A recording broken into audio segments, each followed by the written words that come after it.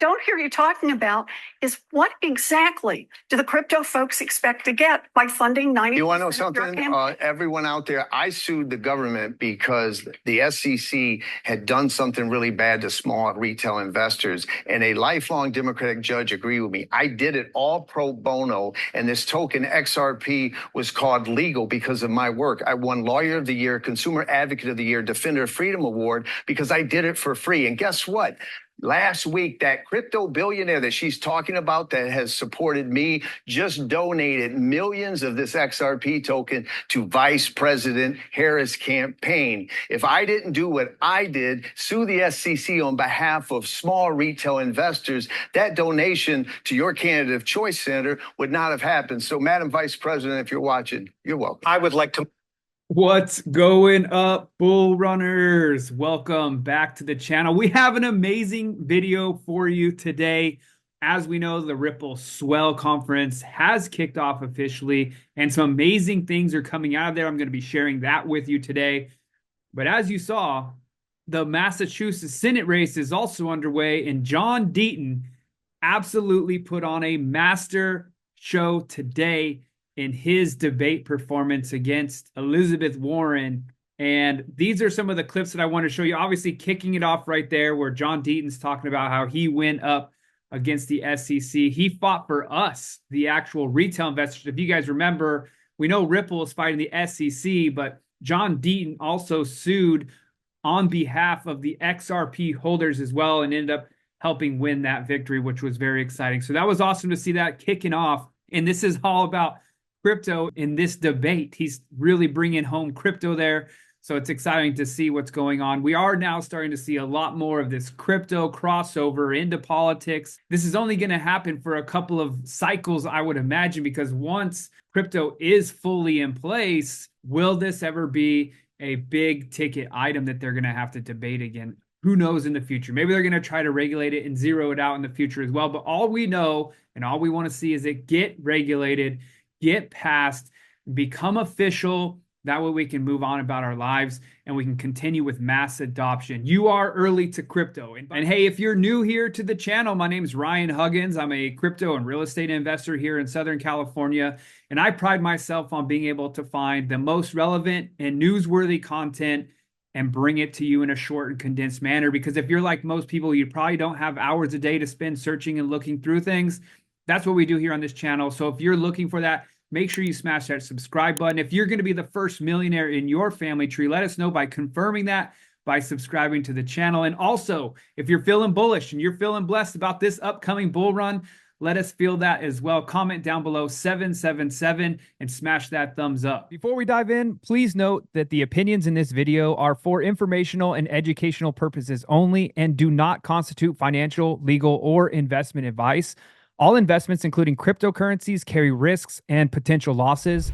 Always do your own research and consult a licensed financial advisor. We are not licensed financial advisors, and relying on our content for financial decisions is at your own risk. Mr. Deaton, you'll go first on this one. You two take a very different view of the cryptocurrency industry. Senator Warren says she wants to build a, quote, anti-crypto army to rein in what she calls crypto's threat to financial stability, consumer protection, climate, and national security. You have criticized her and federal authorities for what you claim is overly aggressive regulation of crypto. What's the right balance? 1 minute. Well, listen, I want everyone to know, when I found Bitcoin, I thought of my mom because my mom was on welfare and food stamps, and she couldn't keep a bank account because she couldn't keep the minimum balance, and the bank would hit her with the predatory fees, and we needed that money.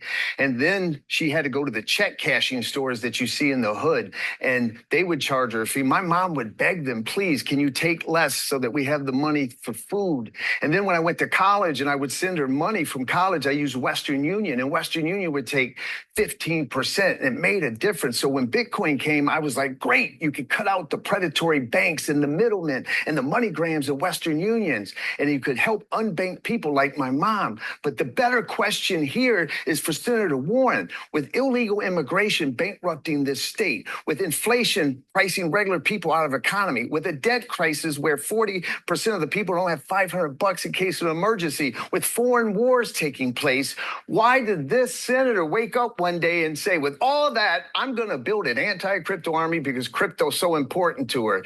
That's a question that she needs to answer.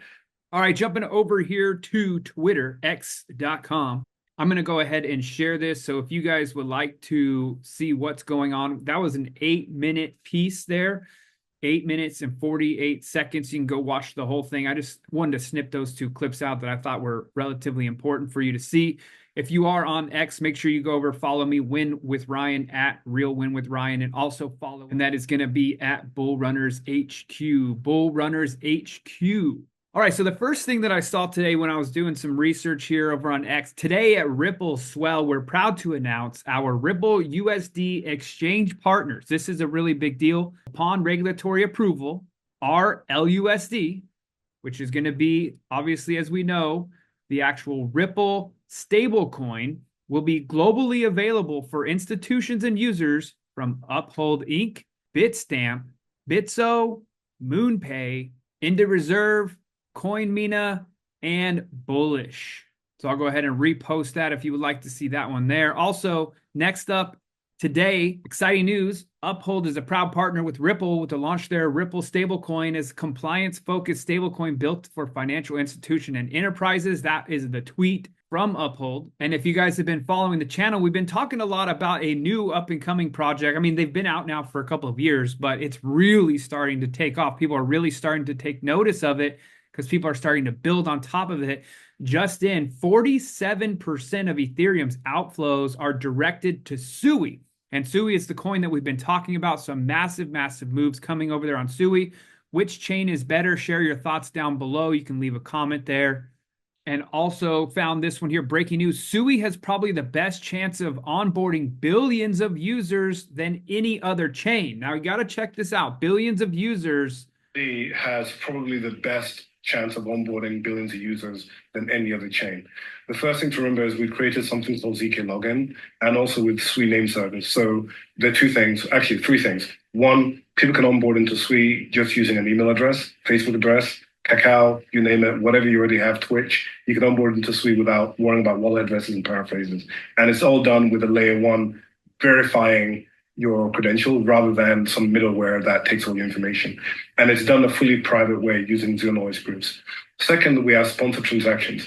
Not only can you onboard into Swee very, very quickly using your Web2 accounts, you can also transact on Swee without ever worrying about gas. Apps can sponsor your gas fees in a fully transparent way, or you can just watch ads and fees are covered for you. So that's already an onboarding plus. Third, when you want to send money, just use a domain name system. We have an app called Stashed. If you go to getstashed.com, you onboard, you choose a username, and immediately you have a Swee account. You have you just really provide a username at Stashed, and instantly anybody in the Swee ecosystem from any wallet in the ecosystem can send you money just like sending email. So yours will be your name at Stashed, and then instantly you can start sending and receive money. All right. And so one of the coolest things, in my personal opinion, when it comes to Sui is getting started. You literally can just use your Google email address. Because I know a lot of times when we're talking about onboarding our parents or onboarding normies that know nothing about crypto, one of the craziest thing is, oh my gosh, I have to remember this crazy key phrase and this, that, and the other. With Sui, you don't have to remember any of that because it's all right here with your Google login. So right here, sending assets has never been easier. This is at getstashed.com. All right, so we just logged in to GetStashed. What we're going to do is create a username, winwithryan at Stashed, and we're going to claim that. Your stash is now Win with Ryan. It's that easy. I can send assets via Sui to and from any one of you guys or anybody on the internet that has a stashed address, which is really, really easy, really, really simple. Just wanted to show that. All right, now let's get over to the Swell conference and find out what was some important things that happened today. We've got some clips that I'm going to show you. In our industry, we think the headline of 2024, it has been the biggest year of institutional adoption for digital assets and blockchain that we've seen to date. And we think this has been driven by 3 trends. Momentum for global regulatory clarity, crypto getting validation from Wall Street as a bona fide asset class, tokenization of real world assets. And we think this is just the tip of the iceberg. We know from working with financial institutions for many years that what they want is a one-stop shop that provides secure and compliant digital asset infrastructure. And that's what we do. And that was Monica Long getting the Swell conference kicked off. Says 2024 is shaping up to be a landmark year for digital assets and blockchain. During the opening remarks at Ripple Swell, Monica Long shared insights on what's driving institutional adoption. I do keep track of what's going on with XLM as well. The CEO of Stellar Foundation explained how crypto solves a tremendous amount of problems. In fact, crypto saved the United Nations $12 million, she talks about in an interview that basically went unseen. There's such growth and maturity in the industry, and sometimes we don't always hear about that part. Sometimes, more like there's been a relentless effort to break our spirits 24/7 for over a decade. Let's listen in. Is this the ultimate promise of crypto? Is this why it exists? This is why it exists. And it's so interesting listening to your last segment, because what this technology does is actually solve a tremendous number of problems. And what we're doing with the UNHCR and have been doing for the last year and a half now is really demonstrating that this technology has a purpose. And the aid is, it gets into the hands of the refugees within 3 minutes of downloading the wallet and receiving the text message from the UN. And then they can cash it out at a MoneyGram location. They can hold it. They can put it in their bank account.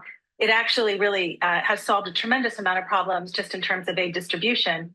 I just heard the head of the UNHCR talk yesterday about the fact that it saved them $12 million to be able to use these digital components of their work. So it's a pretty great piece of technology that can be leveraged. Those tokens in every one of these pieces of, in every one of these chains are the secret sauce, sort of the way that keeps everything tight, that makes sure it ensures that there's security and stability in the network. But in terms of really transacting, we've always believed that tokenization of fiat and just tokenization of real world assets is the way to sort of make this all work together. You really have to interoperate with the traditional financial infrastructure to be able to reach people where their needs are. And so this is a great example of it. And you're right, it demonstrates that there's like such growth and maturity in the industry. And sometimes we don't always hear about that part. And a big thing that's going on right now, obviously, is the Ripple stablecoin RLUSD. With increased utility, low cost, and near instant settlement, stablecoins are crypto's killer use case. Uphold's Nancy Barton. Question for you, Nancy. Talk a little bit about the use and adoption of stablecoins within the Uphold platform and how you see that potentially changing. I do think stablecoins are the killer use case. You know, they are screaming utility. They're lower cost and they're just rapid settlement. It's instant. About 90% of all crypto transactions involve some sort of stablecoin in that transaction. So I think you'll see a lot more on the retail side, the easier we make it to make it borderless, easy, fast for people to use. And Chief Legal Officer at Ripple, Stuart Alrati, also made an appearance today. How do you see, if at all, the integration of the crypto industry with TradFi? We see more and more interest from TradFi in the space, right? We want innovation to happen, but we want it to be careful and responsible for people to run the water through the pipes and really make sure they're thinking through unintended consequences or how the system is going to work and how it might break. And I think the TradFi folks really bring a little bit more of that sensibility to the space, which is good. And Stuart was talking there with the NYDFS. NYDFS is the supervisors and regulates activity of insurance companies and banks, etc. Superintendent Adrian Harris, she joined Stuart Alrati at Ripple Swell to discuss the changing landscape of the cryptocurrency in the U.S. and the implications of regulations for our industry.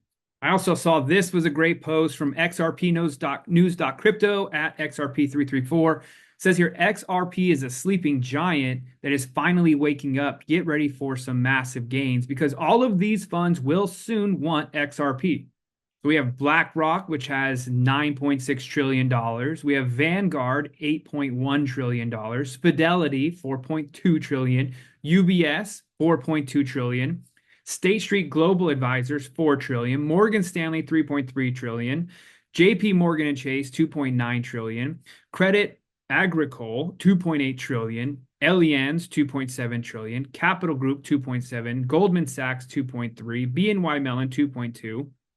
Edmundo, $2.2. PIMCO, $2 trillion, all coming in to XRP because of the possibility of moving all the world's financial transactions through XRP. So let's talk about moving money through XRP. James Wallace clarifies how Ripple payment ecosystem works currency movement.